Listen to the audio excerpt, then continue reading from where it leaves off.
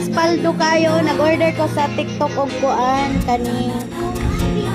kanang luncheon meat chicken. Lami ba yan ni siya, Mr. Squirrel? Mao gapon ni siya ang brand sa katong balot, diba? Mr. Squirrel matong balot. Lami, oh. Ilagyan po ni, so kuha ni sila kapok 24. So yan po na to, 1 2 3 4 5 6 7 8 9 10 11 12 13 14 15 16 17 18 19 20 21 22 24. Budget ni kami sa kabulan. Anaon ninyo yung kwarta pag namoy 5,000. Oh, namoy bata ingani.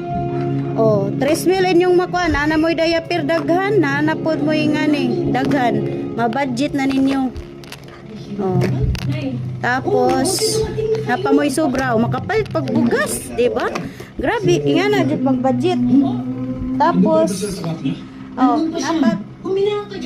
nag-expect kog duhara ka ingana.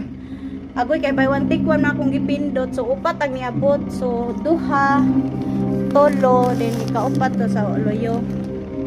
Paldo kayo si kano kay si Mix. Untang naman paundang na kog diaper. Patient is stabilizing. Ano akong gibuhat diri sa bawbaw sa akong kuano.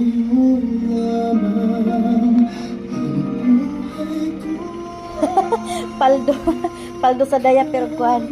Nga na mag-budget.